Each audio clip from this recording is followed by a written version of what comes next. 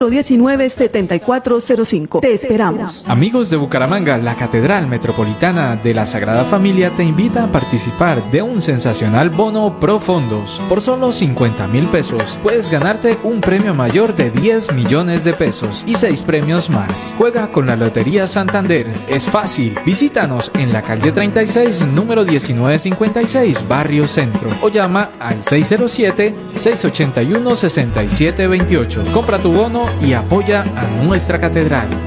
En agosto y septiembre viviremos un nuevo bimestre en el itinerario pastoral de la Arquidiócesis de Bucaramanga. Hermanos en Jesucristo. En el contexto del año trinitario y jubilar, convocados y reunidos por Dios, uno y trino. Caminemos juntos en esperanza. 2025, Arquidiócesis de Bucaramanga.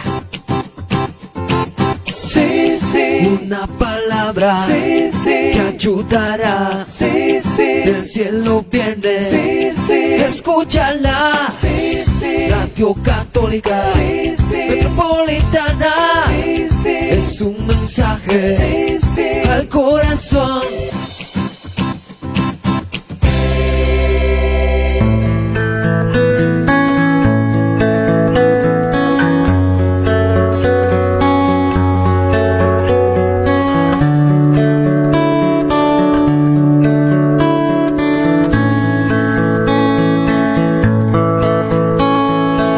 Estimados oyentes de Radio Católica Metropolitana, tengan todos ustedes muy buenas noches y bienvenidos una vez más a su programa del Instituto de Familia y Vida en la Escuela de Padres, hoy con el tema Herramientas ante el riesgo de suicidio en menores y adolescentes. Como ya les decía en anteriores emisiones, hoy nos acompañan el especialista Luis Alejandro Caballero Moreno y el especialista Jorge Eduardo Conde Ocasiones. No sé si lo estoy mencionando bien, profe, qué pena. Bueno, buenas noches para todos los presentes. Muy buenas noches, Lady. Muy buenas noches a todos nuestros radio oyentes y a los que nos siguen a través de nuestras redes sociales. Nuestra segunda escuela de padres del semestre, una apuesta que la Universidad Pontificia Bolivariana a través del Instituto de Familia y Vida quiere hacer para, con temas de interés, llegar a todos los hogares y mirar cómo fortalecemos todas estas dinámicas familiares. Y a propósito del tema de hoy, precisamente porque ayer conmemorábamos el Día Mundial de la Prevención contra el Suicidio. Profesora Jacqueline. Buenos días a todos los radioescuchas, ya tardes, noches, de Radio Católica Metropolitana en sus 1450 AM. Hoy nos congrega pues un tema que es de mucho interés, gracias a nuestros invitados. Ahora los vamos a presentar en condiciones y pues iniciemos con el programa del día de hoy, Claudia. Sí, como lo decía Lady, el tema de hoy es herramientas ante el riesgo de suicidio en menores y adolescentes, pero como siempre nuestro programa siempre inicia con la oración para dar gracias por la familia. Hoy, Señor, te doy gracias por mi familia. Gracias, Señor, por mis padres, por su amor y responsabilidad para traerme al mundo. A su manera, dando lo mejor que tienen, me dan su amor y me enseñan a amar. Gracias, Señor, por los padres de mis padres, mis abuelos. Sus vidas y testimonios son la mejor reserva de paciencia, sabiduría y amor. Gracias por todos los integrantes de mi gran familia. Ayúdanos, Señor, a crecer en el amor y repartirlo, a crecer en experiencia y compartirla.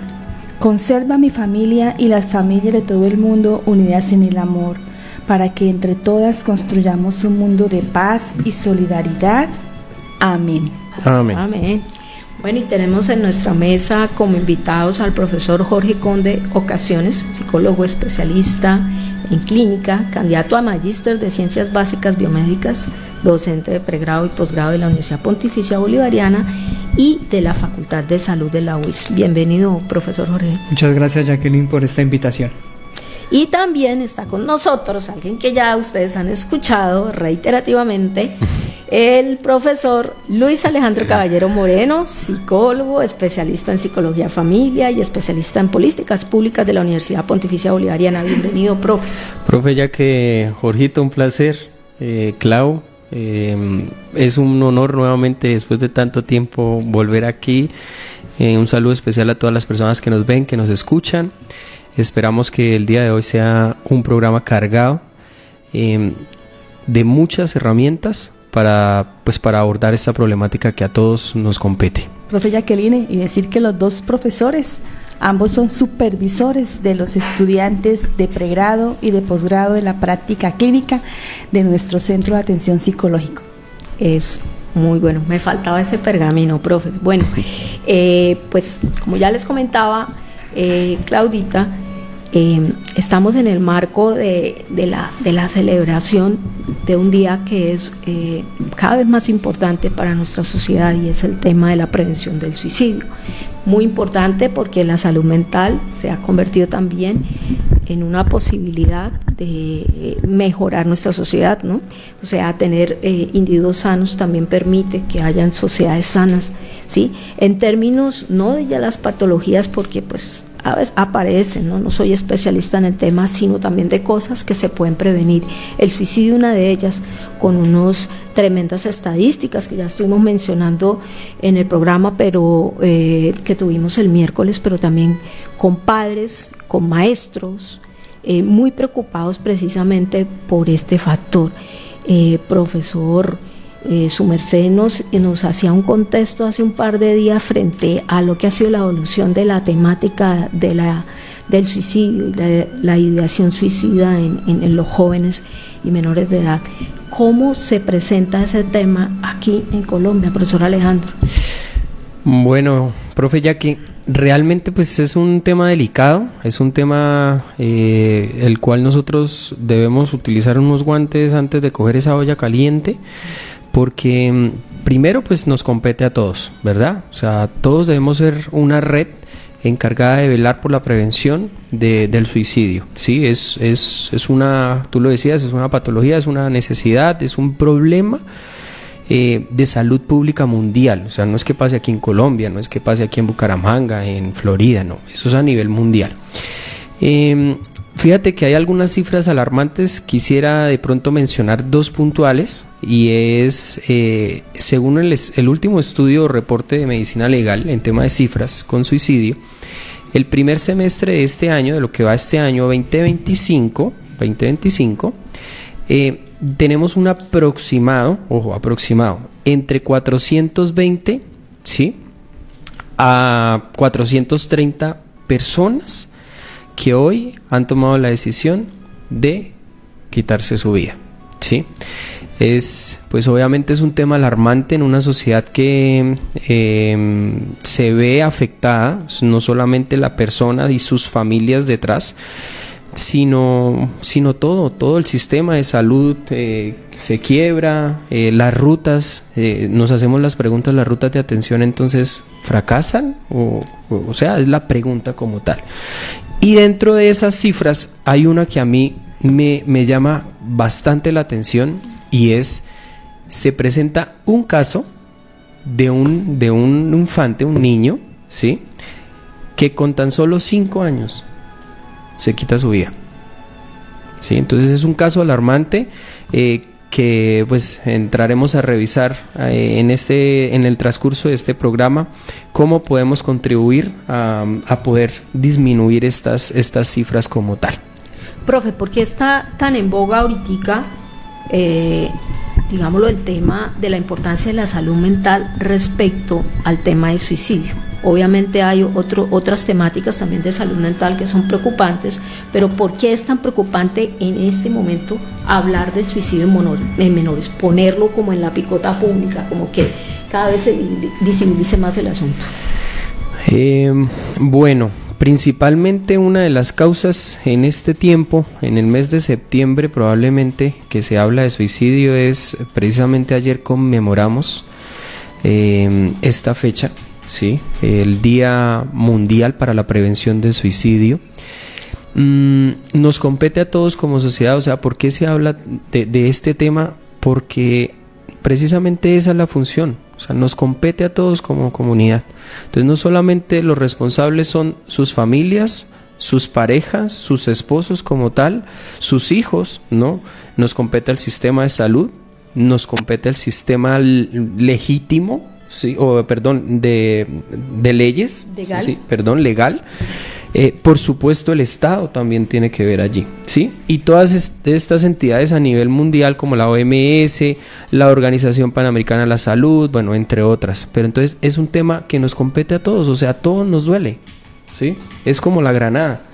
La granada, cuando explota, ¿tira qué? Esquirlas. O sea, nos afecta todo el cuerpo como tal. Entonces, es precisamente allí la funcionalidad o por qué la necesidad de hablar de este tema en el día de hoy o en este mes como tal. También en el entendido, oyentes y padres de familia, que son las personas entre 5 y 29 años los que más presentan este tipo de actitudes de tomar o decidir quitarse la vida. Profe Jorge, no crea que lo teníamos olvidado.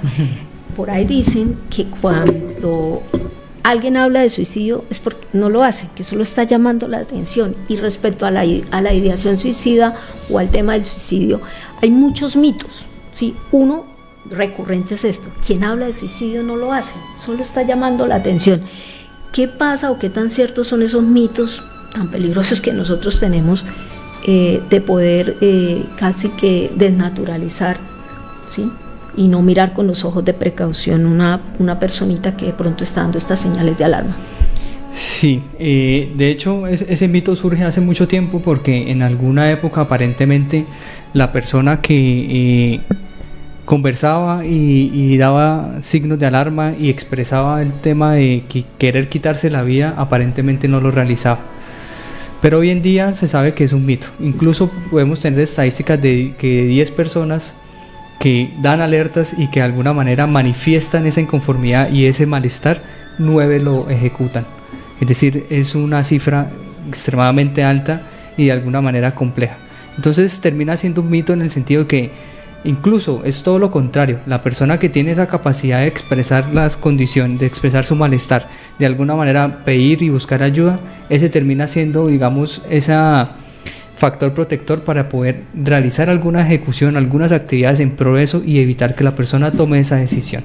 Entonces, no solo termina siendo un mito, sino realmente lo que debemos hacer es facilitarle a la persona, una vez expresa ese deseo desafortunado o ese malestar, a ver cómo hacemos toda una infraestructura y a ver cómo planeamos todo un proceso para favorecer e incluso para reforzar el hecho que haya tenido esa posibilidad y esa valentía de expresar ese desafortunado deseo, ¿sí? Y profe, esto, pues digamos lo que para poder detectar, para hacerle muy claro a los oyentes, a mí me encantaría que los padres de familia, también los profesores de pronto que nos están escuchando, pudieran entender cómo esas señales nos pueden decir a nosotros que una personita está, digámoslo, pasando por esos momentos, por esa ideación previa a una materialización, ¿no? Por ejemplo, cambios en la conducta, emocionales, correcto, sociales. ¿Cómo podemos detectar eso? Claro, porque entonces muchos padres de familia asumen que son cambios, por ejemplo, del ciclo de la etapa del ciclo de la vida en el cual se encuentra el adolescente. Entonces, no, es que es un adolescente, entonces está con ese discurso. Pero resulta que hay unas diferencias muy puntuales frente a lo que son esos cambios en la parte del ciclo vital y de la adolescencia, frente a los cambios que muestra la persona cuando hay realmente por lo menos una ideación suicida, ¿sí? Uh-huh. Cuando son cambios, por ejemplo, más del tema emocional, son mucho más abruptos, son mucho más fuertes y son tremendamente incapacitantes o disfuncionales. Entonces hay unas señales de alarma muy específicas que uno puede tener presente y que van a favorecer como la identificación de ese evento. Entonces, por ejemplo, cambio en la funcionalidad en términos de la rutina que tenía la persona. Entonces resulta que realizaba X cantidad de cosas incluso con actitud, con ánimo, con alegría, y actualmente no solo tiene un estado de ánimo bajo, por ejemplo, sino realmente le cuesta mucho hacer esa actividad nuevamente, algo que lo hacía muy natural, ¿sí? Ese es un signo de alerta. Otro signo de alerta, por ejemplo, desde el discurso. La persona empieza a tener un discurso muy negativo, un discurso que de alguna manera manifiesta su inconformidad y su estado de ánimo bajo, y que es un discurso que antes no lo tenía y que incluso puede surgir de un momento a otro. Esa parte del cambio, por ejemplo, en términos de cambios en la adolescencia, valga la redundancia, es mucho más tranquilo y es mucho más, no es tan abrupto y de un momento a otro. En esta parte sí. Podríamos decir, Jorgito, funcional, ¿no? Para las personas que nos escuchan, o sea, los cambios a nivel de ciclo vital, o sea, es como más funcional, o sea, como pasó ligeramente sin interrumpir con el colegio, sí, entonces es mucho más llevadero. Y son temporales. Exacto. Sí. Entonces la diferencia es la que tú dices. Hay dos cuestiones supremamente importantes y son cuestiones que nosotros hemos visto transversal a cualquier tipo de alteración y a cualquier tipo de condición, incluyendo personas que están con ideación suicida, por ejemplo, y es cambios en la alimentación y cambios en la higiene del sueño o en la parte del sueño. ¿Sí? Son personas que ambos extremos, por ejemplo con la parte del sueño, o duermen mucho por cantidades exageradas, digo 15, 14, 16 horas, o no duermen nada. Eso es un indicio, eso es una alerta, por ejemplo. Hay una alteración ahí a nivel del sueño. O por ejemplo, personas que la parte de conducta alimentaria no logran ni siquiera poder comer. Son cambios entonces que de alguna manera alertan y que uno debería estar pendiente y que realmente son sencillos de analizar e identificar. Porque si uno viene conviviendo con la persona durante 14, 13 años, en donde hay una rutina establecida, en donde uno participa en esa rutina y esa rutina tiene un cambio abrupto que implica incluso entonces manifestaciones de este tipo, son señales que uno debería de alguna manera tener en por lo cuenta. menos le llama la atención, ¿cierto? Uno dice, está como extraño, y ahí es donde uno debería tener la capacidad de interactuar con la persona, con el niño, con el adolescente, y a partir de la comunicación, por ejemplo, efectiva y asertiva, poder identificar un poquito más a profundidad qué es lo que está sucediendo. Otro de los mitos es que si una persona está en ese estado es mejor no tocarle el tema, mejor como no preguntarle que estás mal, te sientes mal, o definitivamente uno como padre o como profesor, uno debería de manera clara, abierta y decidida decirle, ¿estás pensando en esto? Correcto, el tema se aborda directo y de manera literal. Incluso se puede usar la misma palabra suicidio. ¿En qué sentido? ¿Te has pensado en suicidarte en algún momento? ¿El malestar llega hasta allá? Incluso lo que nosotros le indicamos al estudiante, porque el estudiante tiene mucha prevención con este tema y le da mucho miedo incluso hacer ese tipo de preguntas. Y lo que uno le dice directamente al estudiante es, usted me evalúa el tema del suicidio de manera puntual. Ese malestar que tú estás sintiendo, ¿te ha llevado a pensar en suicidarte, por ejemplo, en quitarte la vida? Porque atentar contra tu vida también, claro, ¿no? Atentar. Porque es que el tema de la muerte, pues ¿quién no ha pensado en la muerte? En términos incluso reflexivos y filosóficos, ¿sí? ¿Qué será morir? ¿Qué vendrá después y tal? Pero eso es distinto a la persona que incluso tiene una ideación, porque una cuestión es que la persona te diga a ti, sí, yo he pensado en suicidarme. Entonces lo que uno intenta es evaluar un poquito más allá en términos de la estructura de la ideación. Es decir, ¿has pensado con qué? ¿En qué momento? ¿Cómo? Hay personas que lo tienen muy claro y lo tienen tan claro que el discurso es, por ejemplo, yo sé que no me tiraría de un 8º, 9º piso porque de pronto puedo quedar vivo. O yo sé que, por ejemplo, no me tomo X cantidad de pastillas porque de pronto voy a sentir mucho dolor y no lo voy a resistir. Entonces ya es una idea incluso muy estructurada que es una alarma incluso mucho más fuerte. Bueno, eso, profe, como dentro de las cosas, digámoslo, observables, pero resulta que hay un fenómeno añadido que es problematizante para los padres, para los profesores, es todo el tema que tiene que ver con lo digital. Hoy en día es una realidad, los chicos desde pequeños tienen pantallas, si no tienen una pueden llegar a tener 2, 3, 4 pantallas, quedarse con el celular en la habitación hasta altas horas de la noche, ser víctima del bullying o del cyberbullying que llaman, sí, los problemas familiares, la violencia doméstica, trastornos mentales de pronto también que puedan ir, digámoslo, por parte de su genética o de repente por temas familiares, el abuso de sustancias, que también es una realidad que está ahí. Pero hay una cosa muy interesante que es el papel de las redes sociales en este tema de la ideación suicida o del suicidio, y es el impacto de las plataformas digitales. Cuando el chico tiene contacto o con contenido de riesgo o donde, digámoslo de manera casi que jocosa, a veces les hablan de esto como algo natural, como que tú, sí, como algo que sí, no, digámoslo, no hay que verlo con tanto prevención, sino está ahí y es y es la vida, y como es la vida es la muerte, y bueno, y qué sé yo. Me gustaría que a alguno de los dos me pudiera comentar, o ambos, porque esto es una interacción, qué señales específicas en el comportamiento digital de nuestros hijos deberíamos observar como posibles indicadores de riesgo suicida. Fíjate, profe Jackie y Clau, muy importante, Jorgito ahorita nos decía, tengamos en cuenta dos áreas del ser humano. Creo que las personas que lograron conectarse también ayer en el programa lo mencionábamos. Si el sueño se altera, si la alimentación se altera, yo le agregaría una tercera, y es la parte física o el ejercicio. Si eso también se altera, eso, como retomando un poquito las palabras de Jorge, es una señal de alerta. O sea, el sedentarismo sí o sí representa mayor riesgo de cara a, por ejemplo, liberación de endorfinas, que son las encargadas de gestionar emociones en el cuerpo de manera natural. Entonces sí o sí necesitamos preservar esas conductas en el niño o en el joven, ¿cierto? Yo agregaría esa tercera esfera. No obstante, a la pregunta de la profe Jackie con el tema digital, ¿ustedes se vieron alguna vez una serie que estuvo tan en boca de todos recientemente en Netflix, que tenía que ver con un homicidio? Sí. ¿Cómo se llamaba? Sí, se me va ahorita el nombre, de hecho la mencionamos. Empezaba por ahí, terminaba en... Adolescente. Ay, sí se la vieron, ¿no? Sí, se aprovechan el tiempo libre, bueno. Sí. Precisamente, fíjate,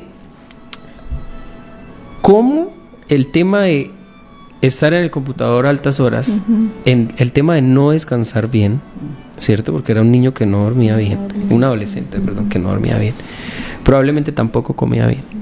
Entonces, ¿cómo a raíz de este también desprendimiento o ausentismos por parte de papá, de mamá, hermana, redes de apoyo, etcétera, conduce a, ¿cierto? Lo motiva. Entonces, este ejemplo lo traigo también a colación porque efectivamente el tema de redes sociales, TikTok, Instagram, Facebook, tiene un cierto tinte negativo, ¿sí? Los famosos retos, los famosos yo lo hago y pertenecemos a esta comunidad, bueno, muchísimas cosas. Tanto así que hoy en Estados Unidos, en algunos estados, ya están en temas de leyes para prohibir el ingreso al aula. O sea, tú llegas a la school, al colegio, y dejas el celular ahí guardado. Están haciendo pruebas piloto. Sí, porque efectivamente ya identificaron con algunos estudios de que efectivamente el tema del celular, la conectividad, computadores, todo esto está disparando como tal pensamientos suicidas, conductas suicidas. Sí, es que fíjese, a mí de esa serie precisamente me quedó una frase que fue muy, muy fuerte, y es que la mamá, bueno, los papás en el capítulo, como creo que es cuarto o quinto ya al final, dicen que ellos pensaban que la casa, que la habitación era el sitio más seguro, y resulta que todo estaba pasando allí. en la casa, adentro. Eran disparador. El cuarto del muchacho. Y uno dice, bueno, uno a veces como papá dice, ¿cómo le quito el celular para que no lo entre a la habitación?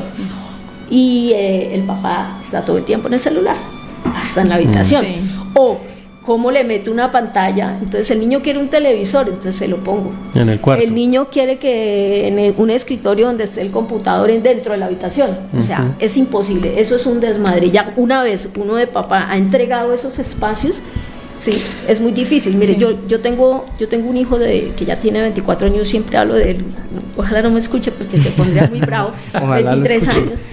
Esta es la hora. Ahí escribió. No hay televisor en su habitación.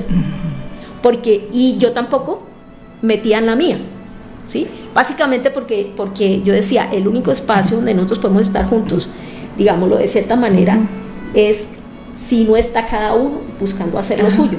celular, no iba a la cama hasta por ahí los 12, 13 años, preadolescente, ¿sí? Mamá, compre el celular. Este es el momento en que yo no le he comprado el primer celular, ¿sí? Y bueno, otra serie de cosas en términos de pantallas y esa permisividad frente a los dispositivos. Lo otro son los controles parentales, ¿no? Nosotros tuvimos aquí también a unos profesores, porque a veces ni siquiera es el tema de negarles el acceso a la tecnología, porque está ahí. Si no la tienen en la casa, la tienen con un amiguito, la tienen en el colegio, ¿sí? Es muy gracioso, ¿no? Entonces, claro, yo la verdad no estoy muy de acuerdo con ese tipo de políticas que establecen en Estados Unidos, porque es decir, el culpable no es la tecnología en sí misma. El culpable es uno como ser humano, cómo le da el uso a esa tecnología, porque la tecnología es espectacular y hace muchas cosas que nos favorece y que nos, de alguna manera, nos ayuda a resolver situaciones que son complejas. Entonces, en vez de atacar en casa, por ejemplo, esas dinámicas familiares y esos establecimientos de límites, entonces prohibamos la tecnología. No, esa no es la solución. El niño, si quiere encontrar la tecnología, la va a encontrar en cualquier lado. Y va a ser peor, porque va a tener un periodo de abstinencia, entre comillas, en donde no va a hacer uso, y cuando va a poder hacer uso, el uso va a ser problemático. ¿Qué hace un niño de 13, 12 años a la 1 de la mañana en un computador, por ejemplo? ¿Sí? Eso no tiene sentido. Entonces realmente la problemática, esto es muy personal, pero la problemática está más relacionada a cómo uno usa la tecnología y no tanto la tecnología en sí misma. Porque Estados Unidos tiene esa tendencia. Entonces allá es frecuente que haya desafortunados masacres por tiroteos. Ayer. Y en un estado, la solución que planteó uno de los inteligentes gobernadores fue colocar mochilas transparentes para ver qué llevaban los niños al colegio. Entonces, en vez de prohibir o en vez de regular el uso de armas, pongamos maletines a ver qué es lo que traen los niños. Eso no soluciona. O detectores de metales, ¿no? Porque también detectores hay hace rato. En colegios un poco más complejos. Entonces, el punto es claro. Lo que dice Alejandro es importante en el sentido que la tendencia al uso exagerado está creando tendencia también a estados de ánimos bajos, a ideación suicida. Pero el problema es de formación, es de base, no es de la tecnología en sí misma. El ChatGPT, por ejemplo, incluso tuve una vez una estudiante que me dijo: mi amigo es ChatGPT. No, y lo hay, Jorgito. Mi novio el ChatGPT. Yo converso con ChatGPT. Y ahora que tienen estos avatares que crean, que sea blanco de ojos azules, 1.20, tal. O sea, ahora que les tenemos como toda esa facilidad. Y en verdad, no sé, yo me acuerdo que en mi época eran los tamagotchis, ¿no? Sí, claro, todo se transforma. Ahora es un personaje creado por la inteligencia artificial. Entonces yo me pegué una preocupación, sí, una angustiada, porque dije, ¿cómo así? Tú tienes 20, 21 años y tu red de apoyo es una tecnología. No puede ser posible. Entonces, más bien, en vez de prohibir esa tecnología, instauremos habilidades sociales, que la chica sepa de alguna manera cómo crear nuevas redes de apoyo, cómo fortalecer las que ya están. Jorgito, y precisamente ese caso que tú mencionas, yo por ahí ya lo había escuchado, ¿no? Entonces es un caso muy real el tuyo, ¿no? Cuando tu estudiante te dice: yo tengo mi amigo, ¿y cómo se llama tu amigo? No, se llama ChatGPT. Ay, güey, madre. Pero fíjate que entonces en Estados Unidos, precisamente, estaba el caso de un adolescente, ¿sí?, con tendencia suicida, y obviamente cometió el acto suicida, ¿sí? En este caso, el amigo quien refirió, quien acompañó todo este proceso y a su vez refirió que tranquilo, que no era ninguna tendencia suicida, era precisamente ChatGPT. Hoy los papás están en proceso de demanda con la IA porque precisamente, fíjate, o sea, lo que está pasando, ¿sí? Y entonces el problema es de la IA y le caen a los dueños del ChatGPT porque hay que tener el control sobre, no, oiga, ¿y dónde están los papás de ese niño? ¿Dónde está la familia, la red de apoyo de esos niños? Entonces, no es tan fácil porque son varias esferas que están ahí inmersas, involucradas. ¿sí? Pero definitivamente culpar a la tecnología no tiene sentido. Yo hice el ejercicio. Yo de pura curiosidad hice el ejercicio y me metí al GPT. ¿No? ¿Y amigos? Y le escribí, sí. Le escribí: cumplí años y se te olvidó felicitarme. Estoy triste. Ay, me enamoré. Claro, que me escribió. Sí, claro. Me mandó flores virtuales. Correcto. Porque se estaba reivindicando por el olvido que había tenido. Imagínate. Entonces, fíjense el asunto, la dimensión del asunto, ¿no? Digamos lo que se supone que eso va a desplazar el mundo laboral, va a desplazar profesionales, pero entonces ahora va a desplazar ¿qué? La red de apoyo, las emociones, los sentimientos, ¿cómo debería sentirme si tal, sí? O buscar incluso, no sé, buscar soluciones a través de eso, o sea, si tengo esto, ¿qué debería hacer? Pues que así como puede decir una cosa, puede decir la otra, y si yo no tengo la capacidad de discriminar el contenido de una tecnología, pues obviamente puede ser o algo bueno o algo demasiado letal, ¿sí? Entonces vamos a hablar precisamente en este tercer bloque del programa de las herramientas de intervención inmediata. Entonces voy a pararme en un caso hipotético, por ejemplo, si un papá, una mamá o un docente se encuentra con un menor que expresa directamente ideas suicidas, por ejemplo, dice, ya no quiero vivir sin mí en este planeta, pues da lo mismo, todo sería mejor sin mí. ¿Cuáles son las acciones que nosotros deberíamos tomar de manera inmediata? Bueno, la primera y más básica es la escucha activa y la validación de esa información o de esa emocionalidad de la persona. Porque hay una tendencia también a decirle a la persona, ay, pero usted para qué piensa en eso, o deje de pensar eso. A ningunear el sentimiento, sí. Deje de llorar. Claro, sí, porque está llorando, sí. Sí, entonces, esa tendencia no solo termina afectando, sino termina incluso siendo un motivador para que la persona tome la decisión y diga, no, es que definitivamente me estoy sintiendo mal, me cuesta enormemente conversarlo. Tuve la valentía de conversarlo a tal persona y charlarlo y resulta que ese fue el comentario. Pues con mayor razón todo me lo está reforzando para por lo menos intentarlo realizar. Entonces lo que es la escucha activa, en donde dejemos hablar a la persona y en donde validemos esas emociones, ¿sí? Y que la persona se sienta arropada, acompañada, apoyada, va a ser como lo más básico, ¿sí?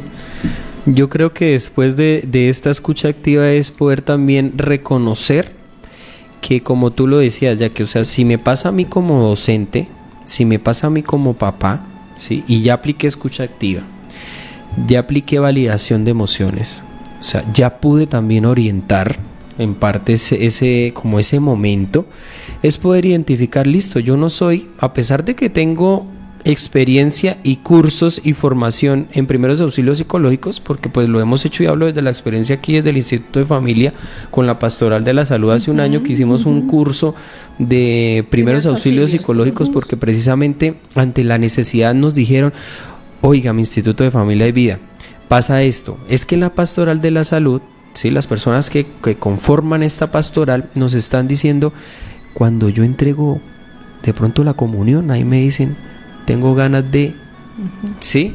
Entonces, ante esa necesidad, buscamos ese espacio de formación. Entonces, pero a pesar de todas esas acciones, tú necesitas hacer una muy importante y es poder remitir o activar como tal, llamémoslo activar ruta, ¿no? Dentro de activación de ruta está la remisión al profesional de la salud especializado. En este caso, si se identifica pues una ideación estructurada plenamente, directamente para urgencias.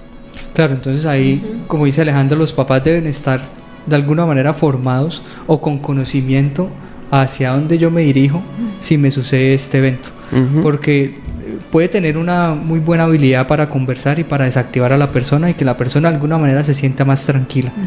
Pero eso no acabó ahí. Ajá, exactamente. Sí, fue el momento. O sea, el seguimiento, ¿no? Claro, activar la ruta. Y eso debe ser inmediato. Entonces, uno de los pasos, escucha y validación. Segundo paso es actuar en el sentido de, venga, me voy para la EPS, me voy para urgencias. ¿Dónde es que mi EPS? Porque es que a veces los papás ni siquiera tienen conocimiento de mi EPS con quién tiene convenio. Sí. Entonces, las urgencias. Uno sabe que de entrada, por ejemplo, el hospital, al ser público, está apto para cualquier tipo de persona. Entonces, si no sabe, uno dice, bueno, entonces me dirijo por lo menos al hospital. Pero hay clínicas como la ISNOR que tiene convenios con ciertas EPS y que uno puede ir por urgencias cuando es una situación mental y lo atienden también. Entonces, si la persona no tiene conocimiento sobre eso, puede que lo calme o que lo tranquilice un poquito, lo desactive, como es el término, pero la persona sí seguirá con esa tendencia. Pero es que también hay escasez de estas instituciones. Correcto. Porque, o sea, como decía que Díaz el Cubo, decía, el Hospital Psiquiátrico San Camilo está al 95% al borde de la locura. Era el titular. Eso lo decía Claudita. Ayer también tuve la posibilidad de compartir con algunos panelistas y yo les decía a la audiencia, pensemos cuántos centros comerciales tiene Bucaramanga y el área metropolitana. 7, 8, 9. ¿Cuántos centros? Yo los llamo así, los CIAS SM, Centros Integrales de Atención en Salud Mental, CIAS SM, ¿no? Para que se te quede ese nombre para cuando yo lo monte. Precisamente aquí hospitales públicos de salud mental es uno. Y estamos en el 95% públicos a nivel departamental. Y es San Camilo. Y estamos fulleteados. O sea, a los pabellones no le cabe la gente. Entonces, fíjate, centros comerciales, centros integrales de salud mental, pocos, ¿cierto? Pero entonces es tener esa capacidad, como dice Jorgito, o sea, activamos ruta, llevamos a urgencias, o sea, no es que se quede ahí como la temática, ¿sí? Nos apoyamos de las rutas también de las llamadas, la línea 192 a nivel nacional, también aquí tenemos otra línea, bueno, pero esas son las acciones que debemos hacer, ¿sí? No es que apagamos el incendio, lo dejamos ahí y avanzamos, no se trata de eso. Bueno, y sea la oportunidad también de saludar a nuestros oyentes que hoy están muy activos, a Jenny Alisandra Arango, que está reportando sintonía, también desde Suaita, y me acabo de perder de los comentarios. Gran parte de mi familia es de Suaita. Señor. Un saludito a la familia de Jorito. Bueno, gran parte de la familia de Alejo. Muy especiales. ¿Será la familia? No sé. Un gran amigo. También a la mamita de nuestro estudiante de Ingeniería Mecánica que siempre se reporta, estudiantes del colegio Zavala, sí, de estudiantes de colegio de sexto y séptimo. Del José Ignacio Zavala de Piedecuesta, que siempre están muy activos. Yo tengo una preguntita, hablando de los mitos, ¿no? Devolviéndome un poquito. El que se va a suicidar no avisa. Ya lo mencionamos, En algún momento esa era la supuesta tendencia, sí, pero hoy en día tanto el que no lo menciona como el que lo menciona termina ejecutando la conducta, ¿sí? Obvio, yo me imagino que muchas de esas personas incluso su deseo no es morir, pero está tan nublado en ese momento la situación, no encuentran otra solución y realmente aparentemente no tienen más redes de apoyo que las soluciones, pues desafortunadamente es, ¿sí?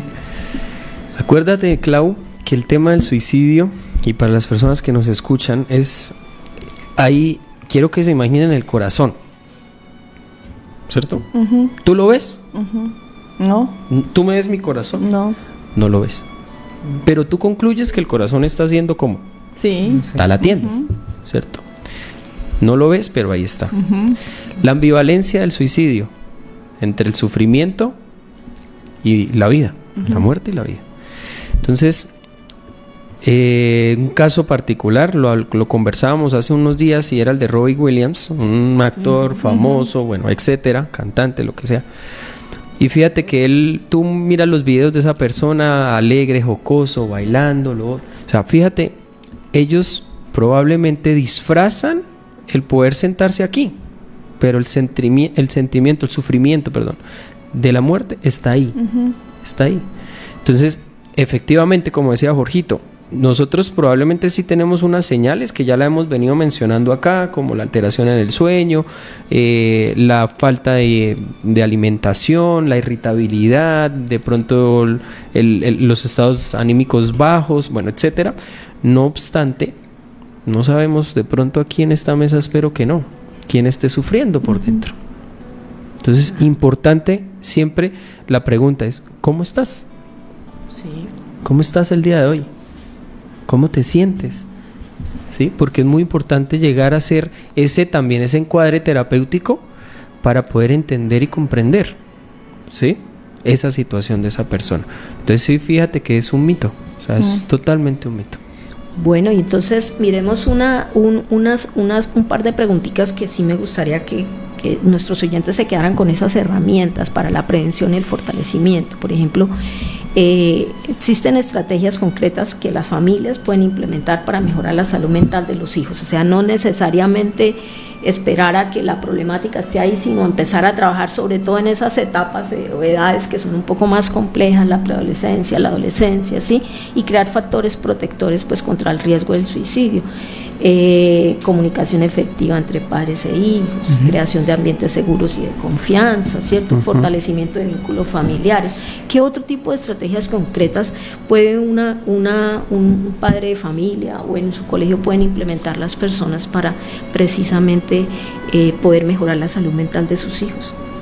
Sí, es decir, eso que tú dices, por ejemplo, de la comunicación es como de los pilares principales, en el sentido de, eso también en conjunto con por lo menos conocer incluso la rutina del adolescente, del niño, tener ese espacio específico para simplemente socializar cómo fue su día e incluso, por ejemplo, tener rutinas protectoras en el sentido de, mira, que la persona te vea a ti como una red de apoyo y como una persona a la cual tú vas a solicitar ayuda, porque resulta que a veces al intentar ser exigentes se les puede ir un poco la mano, por así decirlo, y entonces el niño o el adolescente lo nota como una figura de autoridad, pero no como una red de apoyo. Como un supervisor, ¿no? Que tú cumples una función y hasta ahí, pero yo no le cuento a mi jefe.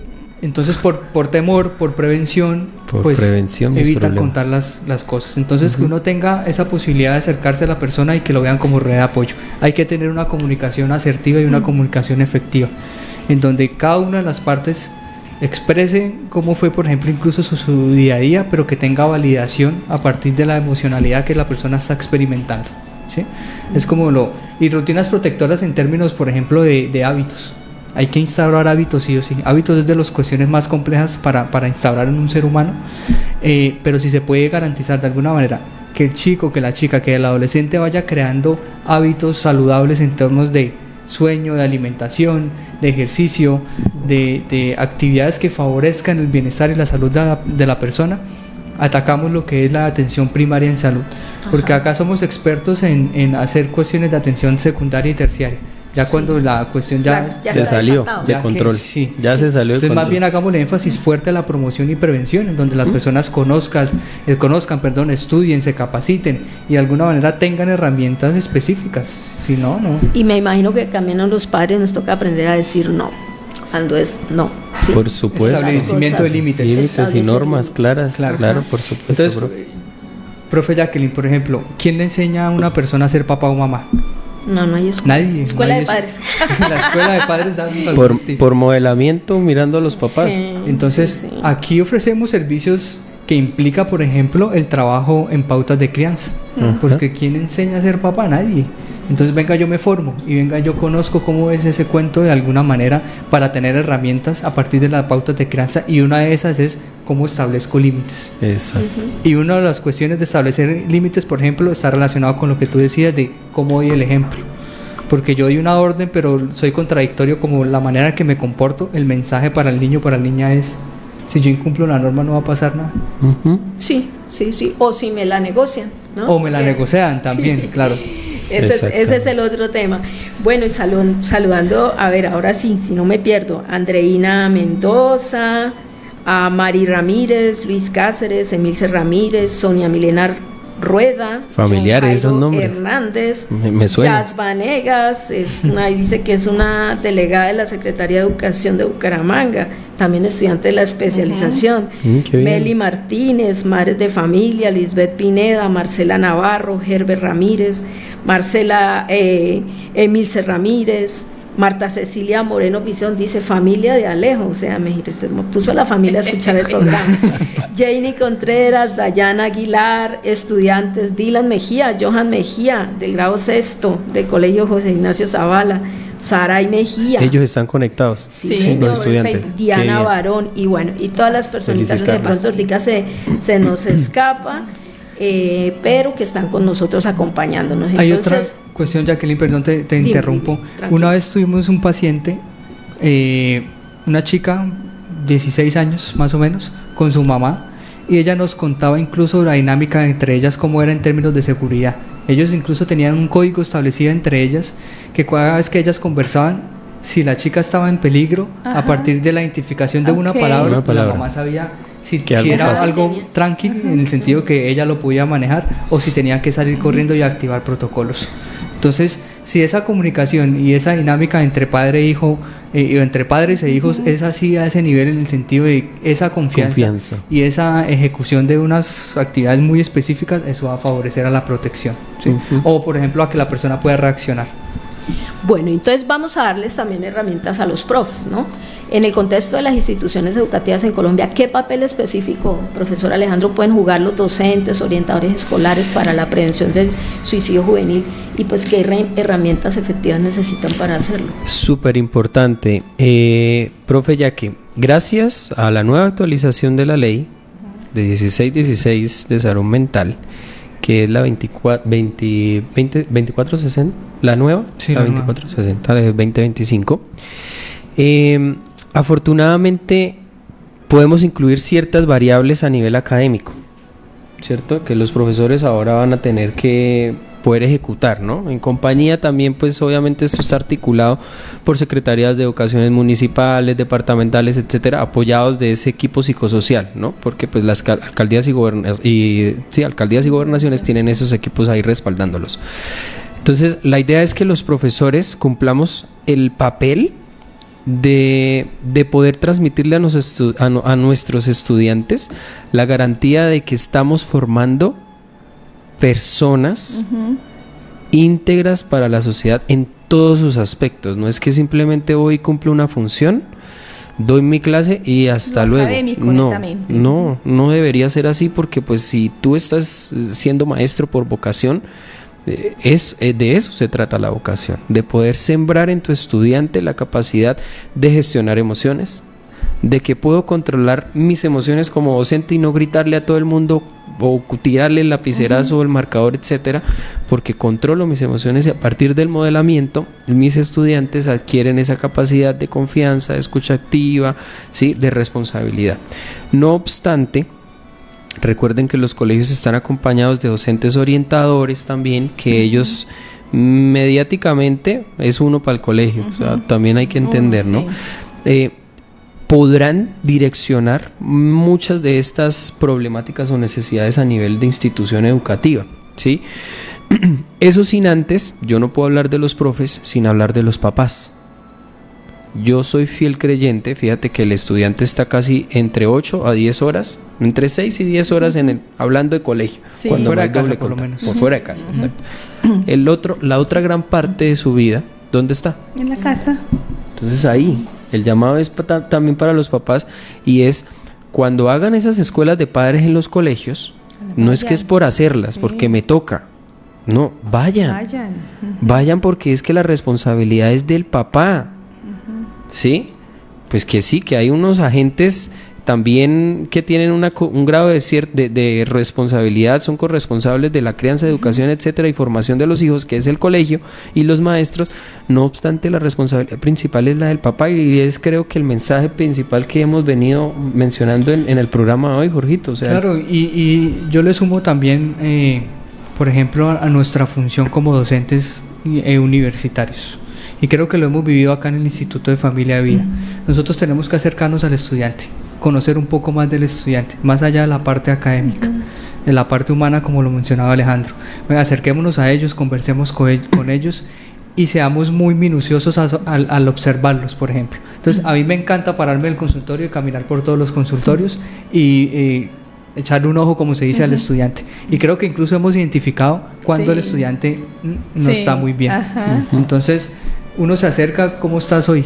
No, al comienzo es la prevención, no, todo bien, pero la expresión facial dice algo, pero su comportamiento dice algo, la luz la tiene apagada todo el tiempo, dice algo. Su expresión facial también. Claro, todo tiene un mensaje. Entonces, bueno, listo, uno va a dar otra vueltica y vuelve.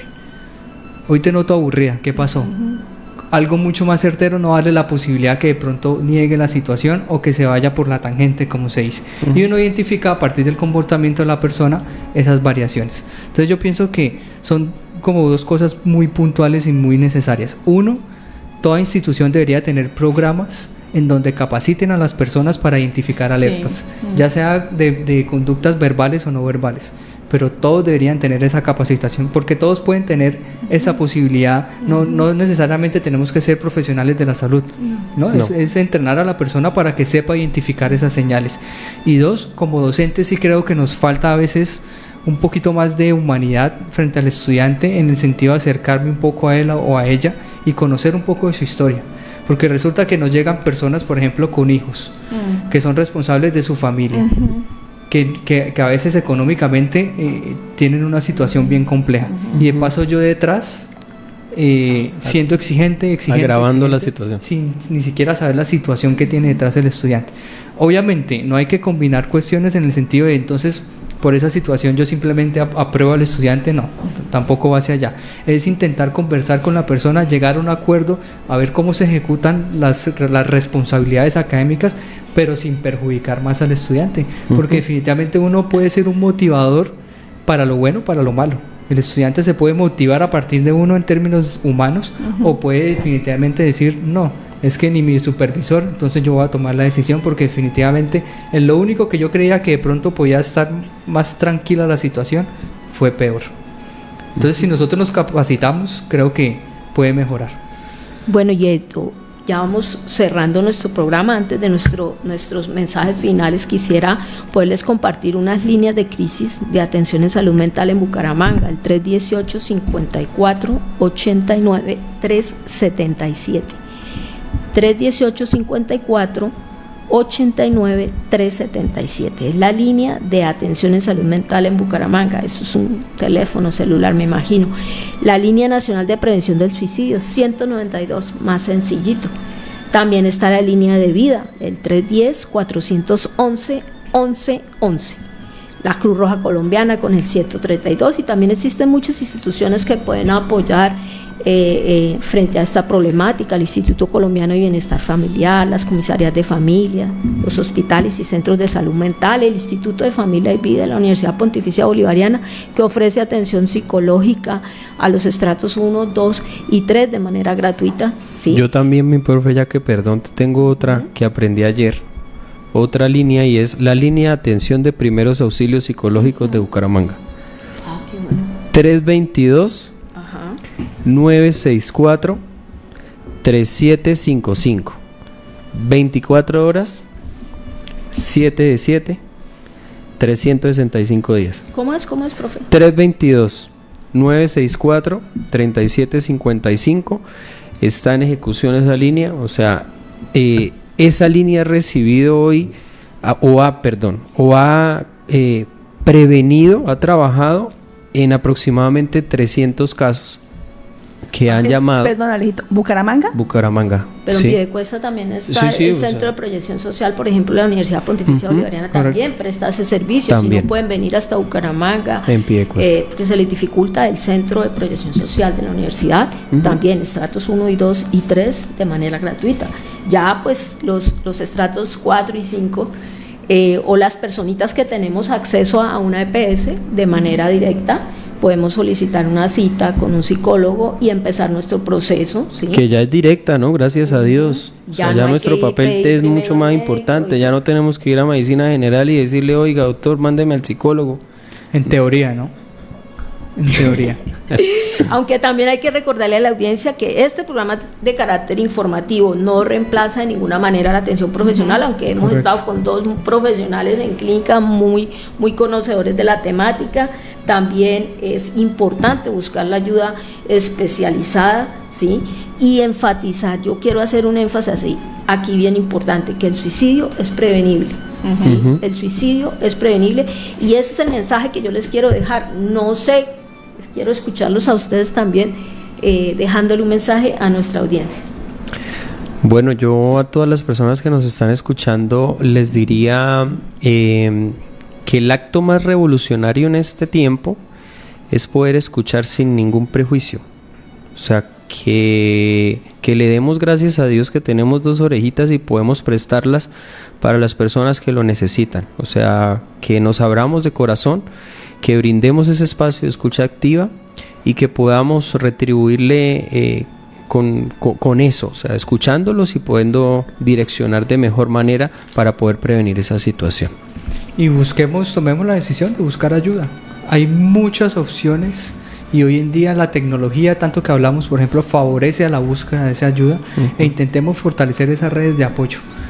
Me uno a la palabra de esto es de alguna manera se puede manejar y es prevenible.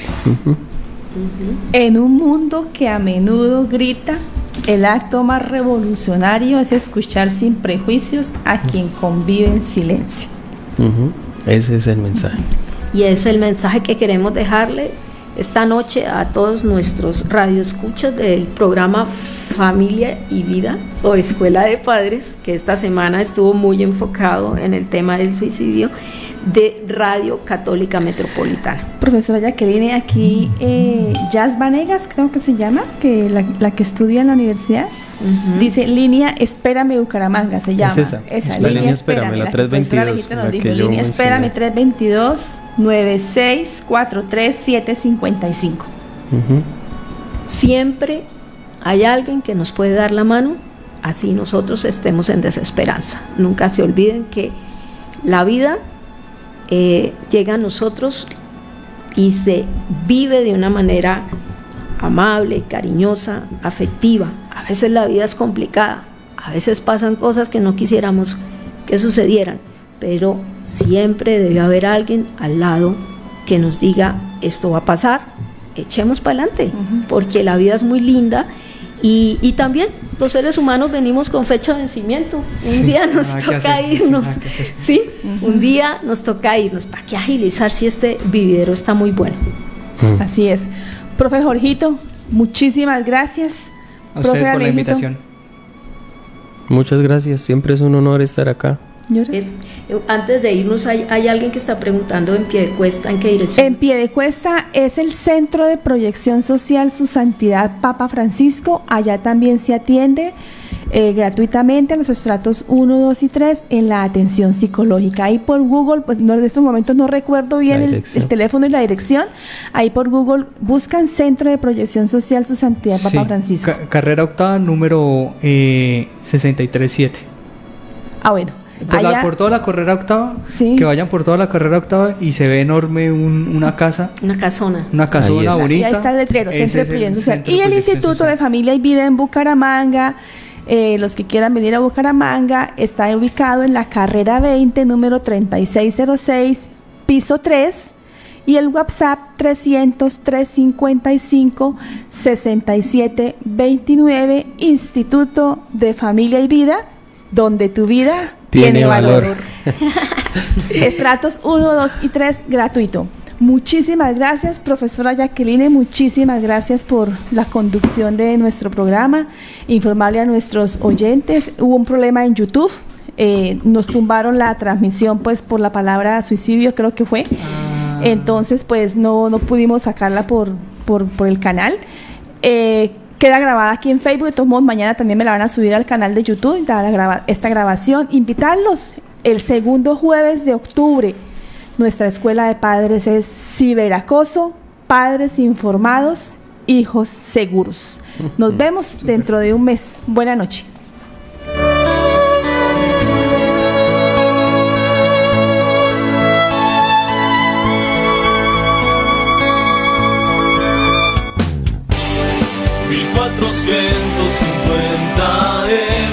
La buena nueva en la radio, Radio Católica.